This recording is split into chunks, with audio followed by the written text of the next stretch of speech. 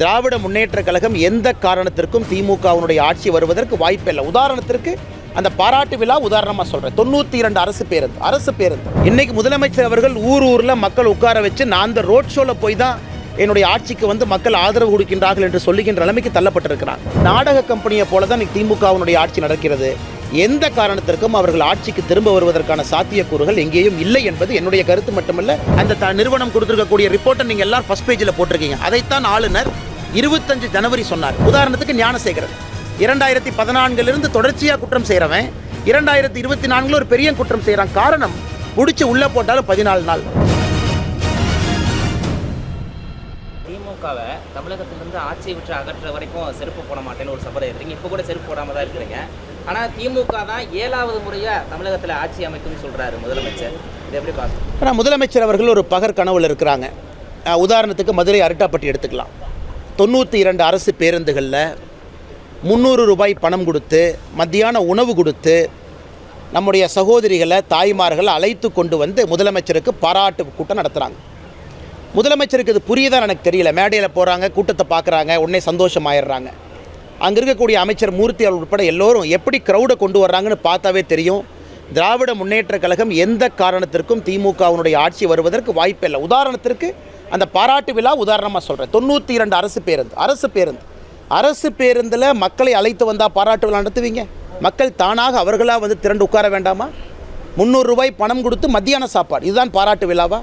நாளை அமைச்சர் கிஷன் ரெட்டி அவர்கள் நடக்கக்கூடிய பாராட்டு விழாவை பாருங்கள். கிராம மக்கள் அவர்களாக வந்து அந்த பாராட்டு விழாவை ஏற்பாடு செஞ்சுருக்கிறாங்க. இரண்டாவது, முதலமைச்சர் அவர்களை பொறுத்தவரை ஒரு காலத்தில் ரோட் ஷோலாம் கூடாதும்பாங்க. பிரதமர் அவர்கள் சும்மா ட்ராமா பண்ணுறாங்க, எதுக்கு ரோட் ஷோ? இன்றைக்கி முதலமைச்சர் அவர்கள் ஊரில் மக்கள் உட்கார வச்சு நான் அந்த ரோட் ஷோவில் போய் தான் என்னுடைய ஆட்சிக்கு வந்து மக்கள் ஆதரவு கொடுக்கின்றார்கள் என்று சொல்லுகின்ற நிலைமைக்கு தள்ளப்பட்டிருக்கிறாங்க.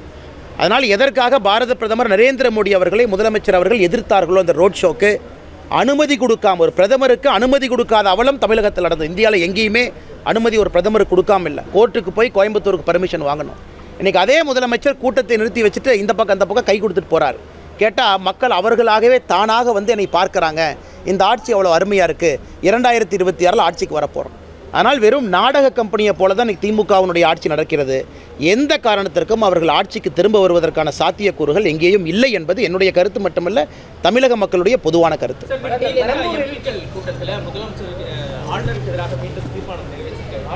சரி, நீங்கள் தான் சொல்லிட்டீங்களே, எனக்கு தெரியல திமுகவினுடைய ட்ராமாங்கண்ணா.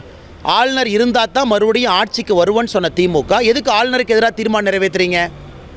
அப்போ நீங்கள் பண்ணுறது ட்ராமா தானே. உங்களுக்கு ஆளுநர் வேணும்.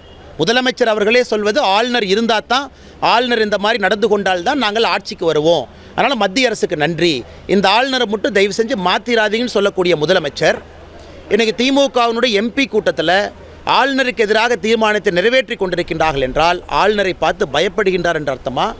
இல்லை மேடையில் ஆளுநரை பற்றி இதற்கு முன்பு அவர் சொன்ன கருத்துக்கள் தவறு என்பது அர்த்தமா? அதனால் அந்த இரட்டிப்பு வேடத்தை போடக்கூடிய திமுகவை மக்கள் ஏற்றுக்கொள்வதாக இல்லை. ஆளுநர் என்ன தவறு பண்ணாங்கன்னா ஆதாரப்பூர்வமாக சொல்ல வேண்டும். என்ன தவறு பண்ணாங்க? ஒரு ஆளுநருக்கு மாநிலத்திலே சட்டம் ஒழுங்கு சரியில்லை ஆளுநர் சொல்கிறாங்க. அது ரோட்டில் பார்க்குறோம். ஈசிஆர் ரோட்டில் குழந்தைகளுக்கு நடக்கக்கூடிய அவலத்தை பார்க்குறோம். அதுதான் ஆளுநர் சொல்கிறாரு. போதைப் பொருட்கள் அதிகமாக இருக்குன்னு சொல்கிறாங்க. இன்றைக்கு காலையில் ஏசர் ரிப்போர்ட் எல்லா பத்திரிகையிலையும் தலைப்புச் செய்தி தமிழகத்தினுடைய கல்வி தரத்தை பற்றி ஏசர் அந்த நிறுவனம் கொடுத்துருக்கக்கூடிய ரிப்போர்ட்டை நீங்கள் எல்லோரும் ஃபஸ்ட் பேஜில் போட்டிருக்கீங்க. அதைத்தான் ஆளுநர் 25 ஜனவரி சொன்னார். தமிழகத்திலே கல்வித்தரம் கீழே வந்திருக்குன்னு. ஆளுநர் சொல்வது என்ன தப்புங்கண்ணா? அதனால் ஆளுநர் சொல்வதற்கு புள்ளி விவர அடிப்படையில் பதில் சொல்லிப்படாது. அதனால் வெறும் அரசியல் கோழைகள் தான் போஸ்ட் ஒட்டுவாங்க, அரசியல் கோழைகள் தான் தனிப்பட்ட தாக்குதல் நடத்துவாங்க. அதனால் இன்றைக்கி திராவிட முன்னேற்ற கழகத்தினுடைய முழு அமைச்சரவை, முதலமைச்சர் உட்பட இவர்கள் செய்வதெல்லாம் கோழைத்தனமான செயல். நேரடியாக ஆளுநரை எதிர்கொள்வதற்கு தரவுகள் அடிப்படையில் பதில் சொல்லுங்கள். அப்படின்னா ஆளுநர் வேண்டும் வேண்டாம் என்கின்ற வாதத்திற்கு போகாதீங்க. அப்படி தீர்மானம் போடுற மாதிரி இருந்தால் எதற்கு மேடை போட்டு ஆளுநர் எங்களுக்கு வேணும், ஆளுநர் இதே மாதிரி செஞ்சால் தான் நாங்கள் ஆட்சிக்கு வர வேண்டும் என்று எதற்கு பொய்யை சொல்லிக் கொண்டு திரிகின்றீர்கள்? பெரம்பூர் வந்துட்டாங்க. ஒரே நிமிஷம். மக்கள் மீது நடைபெறக்கூடிய அந்த குற்ற சம்பவங்கள் தொடர்ந்து அதிகரித்து வரதா பலமுறை ஆளுநர் குற்றம் சாட்டியிருக்கிறாரு. அண்ணா, முதலமைச்சருக்கு ரொம்ப சுலபங்கண்ணா. ஆளுநர் சொல்வதிலே உண்மை இருக்குது. ஆனால் முதலமைச்சர் அதை மறுக்க வேண்டும் என்றால் முதலமைச்சர்கிட்ட சுலபமான விஷயம் என்னென்னா, ரேஞ்ச் ஐஜி எல்லாம் கூப்பிட்டு ஒரு மீட்டிங் நடத்தி தரவுகள் மூலமாக இல்லை என்று சொல்லட்டும். ஏன் ரேஞ்ச் ஐஜி மீட்டிங் ஏன் நடத்த மாட்டார்? தமிழகத்தில் 2022 ஏற்கனவே நம்ம சொன்னோங்கன்னா அதான் கடைசியாக வந்திருக்கக்கூடிய ரிப்போர்ட்டு, மத்திய அரசோட NCARB report, national crime records bureau. தமிழகத்தில் பெண்கள் குழந்தைகளுக்கு எதிரான குற்றம் 8.9% ஒரு ஆண்டில் உயர்ந்திருக்கு. 2021, 22, 22க்கு அப்புறம் இன்னும் ரிப்போர்ட் வரலீங்கண்ணா. முதலமைச்சருக்கு தைரியமாக இருந்தால் ரேஞ்ச் ஐஜி எல்லாம் கூப்பிட்டு, டிஐஜி கூப்பிட்டு, எஸ்பியை கூப்பிட்டு மாவட்டத்திற்கு எவ்வளவு கிரைம் நடந்திருக்குன்னு ரிப்போர்ட் எடுத்து வெள்ளை அறிக்கையாக கொடுக்கட்டுமே. 2022, 23 உயர்ந்திருக்கா குறைந்திருக்கா, 23, 24 உயர்ந்திருக்கா குறைந்திருக்கா? தமிழகத்தில் பெண்களுக்கு எதிராக, குழந்தைகளுக்கு எதிராக, பட்டியலின சகோதரிக்கு எதிரான குற்றங்கள் உயர்ந்திருக்கு. அதனால தான் முதலமைச்சர் அந்த கூட்டமே போடுறதில்லை. எப்பொழுதுமே ஒரு மாநில அரசு குற்றங்கள் குறைந்திருந்தால் வெள்ளை அறிக்கை கொடுத்து தம்பட்டம் அடிப்பாங்க. தமிழகத்தில் குற்றம் அதிகரிக்கின்ற ஒரே காரணத்தினால தான் முதலமைச்சர் மூச்சே விடாமல் இருக்கிறாங்க. அதனால் அடுத்த ரிப்போர்ட் வரத்தான போகுது. நேஷனல் கிரைம் ரெக்கார்ட்ஸ் பியூரோ எந்த நேரமும் 2023, 24க்கான அறிக்கை வரும். எங்கே தப்பிச்சு போகிறாங்க? பண்ணக்கூடிய எஃப்ஐஆரை இந்திய அளவில் அனலைஸ் பண்ணி சொல்ல போகிறாங்க. அதனால் தமிழகத்தில் பெண்களுக்கு, குழந்தைகளுக்கு எதிராக, பட்டியலின சகோதரிகளுக்கு எதிரான குற்றங்கள் அதிகமாக இருப்பது உண்மை. அதுக்கு தரவுகள் அடிப்படையில் முதலமைச்சர் பதில் சொல்ல வேண்டும் என்பதுதான் எங்களுடைய எண்ணங்கண்ணா. பெரம்பூர் பகுதியில் அரசு பள்ளி மாணவிக்கு பாலியல் வன்கொடுமை செய்திருக்காங்க. அதற்கான 7 பேர் கைது செய்திருக்காங்க. கைது செய்த ஒரு சில நாட்களிலேயே வெளியே வந்திருக்காங்க. ஆனால் இன்றைக்கி முதலமைச்சர் அவர்கள் மாறுதட்டி கொள்கின்றார்கள். பெண்களுக்கு, குழந்தைகளுக்கு எதிரான குற்றம் சுமத்துவர்கள் மீது கடும் நடவடிக்கை எடுப்பேன். உங்கள் ப்ராசிக்யூஷன் டிபார்ட்மெண்ட், அதாவது வழக்கை நடத்தக்கூடிய டிபார்ட்மெண்ட் மிக மோசமாக இருக்குது. இன்வெஸ்டிகேஷன் செய்யக்கூடிய அதிகாரிகளுக்கு எந்தவித ஆபரணங்களோ கருவிகளோ கொடுக்கல. அப்படி இருக்கும் பொழுது எப்படி அவங்க ஒழுக்கமாக சார்ஜ் ஷீட் போட்டு கோர்ட்டில் அந்த கேஸை நடத்தி தண்டனை வாங்கி கொடுப்பாங்க? அதனால் போலீஸ் என்பது முன்னால் இருக்கக்கூடிய பிம்பம் மட்டும்தான். போலீஸுக்கு பின்னாடி இந்த வழக்கை நடத்தக்கூடிய ப்ராசிக்யூஷன் டிபார்ட்மெண்ட், போலீஸுக்கு பின்னால் இந்த வழக்கை முறையாக விசாரித்து சார்ஜ் ஷீட் செய்யக்கூடிய அதிகாரிகள், இவங்களுக்கு எங்கேயுமே தமிழ்நாட்டில் கவனம் இல்லைங்கண்ணா. இன்வெஸ்டிகேஷனுக்கு முக்கியத்துவம் இல்லை. அதனால தான் எல்லாரும் உள்ளே போகிறாங்க, 14 நாளில் வெளியே வர்றாங்க. வெளியே வந்தவன் மறுபடியும் குற்றம் செய்கிறான். உதாரணத்துக்கு ஞானசேகரன் 2014 தொடர்ச்சியாக குற்றம் செய்கிறவன் 2024 ஒரு பெரிய குற்றம் செய்கிறான். காரணம், பிடிச்சி உள்ளே போட்டாலும் 14 நாள். நேற்று நான் பார்த்தேன், டிவியில் போட்டிருந்தீங்களே, ஞானசேகரன் போலீஸ் வெஹிக்கிளில் போகும்போது ஒரு சின்ன செல்ஃபோனில் பேசுறது, அது டிஐபிஆர்லேருந்து கூப்பிட்டு எங்களுக்கு எவ்வளோ ப்ரெஷர் போட்டு அந்த வீடியோவை எடுக்க சொன்னாங்க. அது எனக்கு தெரியும். அதனால் போலீஸ் காரில் போகிற ஞானசேகரன் கைக்கு செல்ஃபோன் வருது. அந்த லட்சணத்தில் இவங்க வழக்கை நடத்திக்கிட்டு இருக்காங்க.